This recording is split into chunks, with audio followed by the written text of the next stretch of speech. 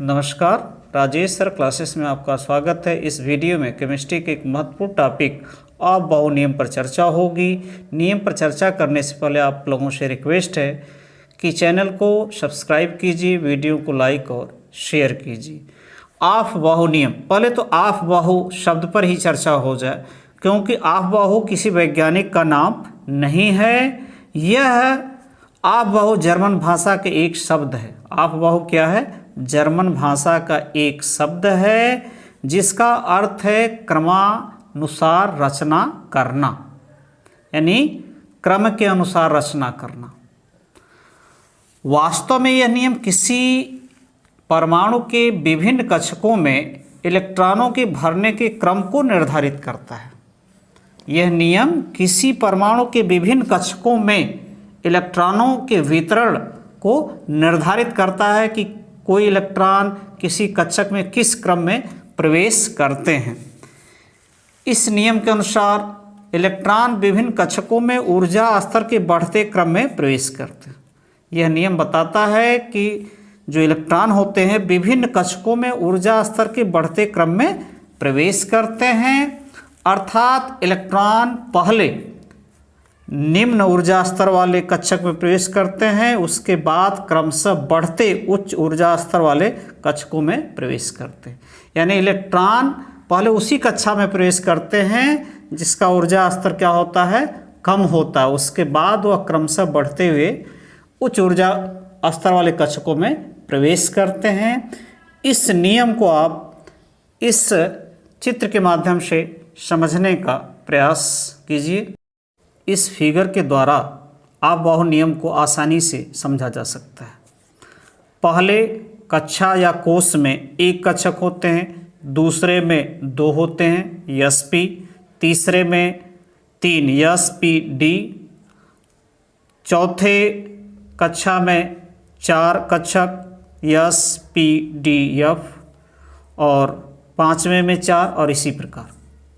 हम जानते हैं यस कक्षक में 2 इलेक्ट्रॉन भरते हैं, पी में 6 इलेक्ट्रॉन रहते हैं और डी में 10 और एफ में 14 इलेक्ट्रॉन भरते हैं।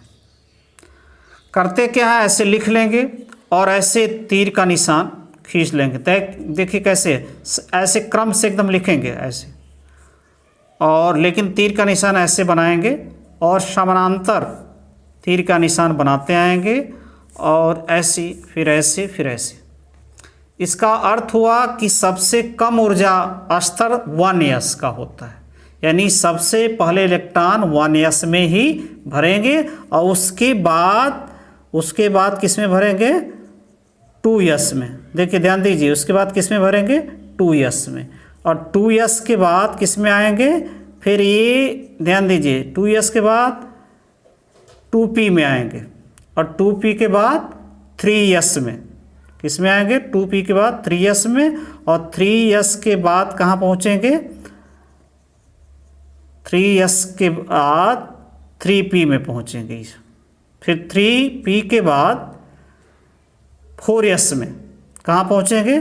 4s में, और तब उसके बाद कहाँ पहुँचेंगे? 3d में। 3d में फिर देखिए 4p और 4p के बाद 5s और फिर 5s के बाद देखिए यहाँ से ध्यान दीजिए, यहाँ से फिर ये इलेक्ट्रॉन कहाँ प्रवेश करेंगे? 4d में। 4d के बाद 5p और फिर 6s में, और फिर 6s के बाद ये चले जाएंगे 6s। ध्यान दीजिए 6s के बाद ये पहुँचेंगे 4f में, 5d, 6p और इसी प्रकार। यानी सबसे कम ऊर्जा स्तर किसका है? 1s का, तब किसका है? 2s का, 2p, उसके बाद 3s और उसके बाद क्या है? 3p। और यहाँ देखिए ये तो यहाँ है, लेकिन उसके बाद 4s में इलेक्ट्रॉन सीधे सीधे आएंगे और 4s के बाद तब 3d में जाएंगे। फिर कहाँ पहुँचेंगे? 4p में, तब 5s में। यानी इसी क्रम में इलेक्ट्रॉनों का वितरण होता है विभिन्न कक्षकों में, किसी परमाणु के विभिन्न कक्षकों में इलेक्ट्रॉनों का वितरण इसी फिगर के माध्यम से आप अफबाउ नियम को आसानी से समझ सकते हैं। यानी सबसे कम ऊर्जा स्तर वाला यह है, उसके बाद यह है, इसके बाद यह है, और इसी प्रकार आप देख सकते हैं कि किसी परमाणु का इलेक्ट्रॉनिक विन्यास यदि हमें करना है तो इस नियम के द्वारा हम उसका इलेक्ट्रॉनिक विन्यास कर सकते हैं, यानी इलेक्ट्रॉनों का उसके कक्षकों में वितरण कर सकते हैं।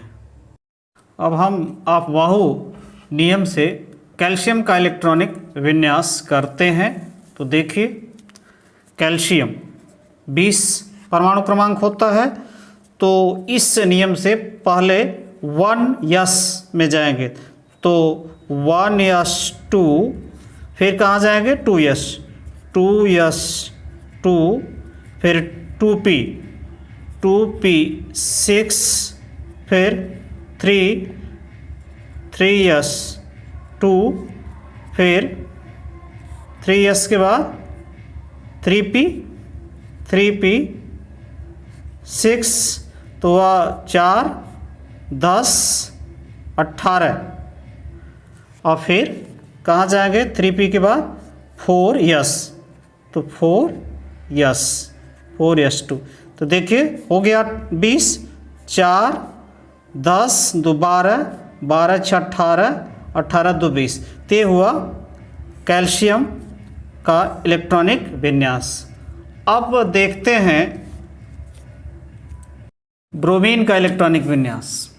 अफबाउ नियम से ब्रोमीन 35 होता है, तो देखिए पहले जाएगा वहीं 1s2, 2s2, 2p6, 3s2, 3p6, 4s2, 4s2 के बाद ये 3d, तो चला जाएगा 4s के बाद देखिए ये पहुंचेगा 3d में पहुंचेगा, तो 3d 10, और उसके बाद अब गिन लिया जाए कितने हुए, तो 4, 10 और 18, 20, और ये हो गए 20, 30, और ये बचा 3d, तो 3d के बाद आएगा 4p में, तो